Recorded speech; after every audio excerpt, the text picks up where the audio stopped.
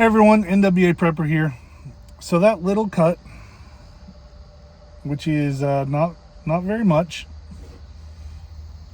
barely through all the layers of the skin, is that a type of injury that we need to be worried about?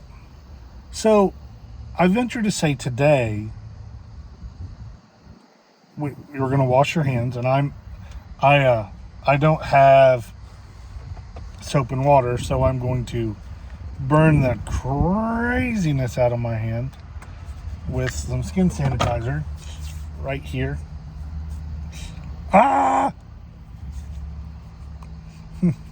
So I'm going to clean my finger. Of course, because I don't have soap and water, I'm going to clean it with that, and then I'm going to use the first aid kit that I showed you a picture of, and I'm going to use an antiseptic wipe to clean it. And while I'm doing this, I bring it up because everyone's like, oh, that's just a tiny little cut. You're exactly right. It is a tiny little cut. And today it's no big deal because I've got plenty of access to washing my hands.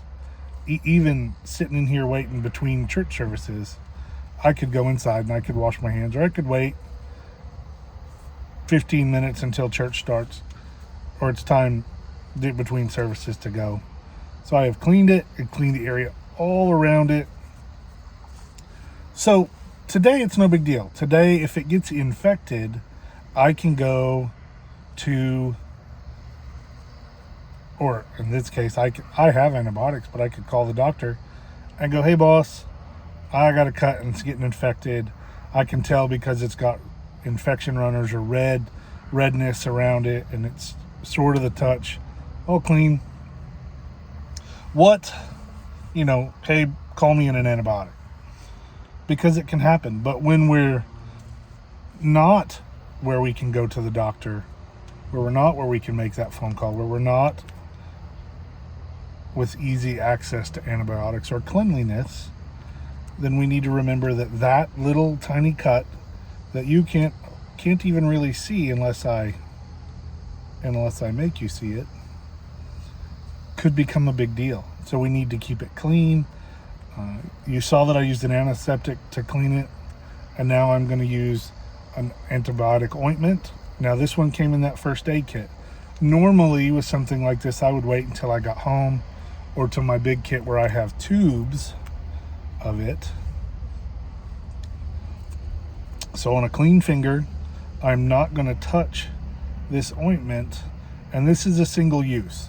So if I'm using a container from home, I'm going to use a Q-tip, or I'm going to put this directly on the bandage that I'm going to use. See, there it is. Because I don't want to contaminate the whole container. In a single use thing, it doesn't matter. So I put my ointment on there, and I have two sizes of bandages, and I'm opting for the larger one. So I know this is all silly. You're like, why are we doing a video on this? Because the importance of taking care of small cuts and small wounds is important. I'm going to place my pad right on that, and I'm going to fold down the edges and fold it over. This is way easier to make look nice and neat when I am putting it on somebody else, but that will do for now, because infection is going to be a big deal. And I don't remember the name of this movie that I watched where their caregiver, their EMT or paramedic or nurse, or I forgot what level of care he was, in this post-apocalyptic show. I used the second Band-Aid to add enough protection and to hold it in place. But he got a simple cut on his hand or his foot, one or the other, and it got infected and he died. So these things can happen. You've got to keep them clean. You've got to have basic supplies to take care of even small things like this, because small things like this become big things if they're not taken care of.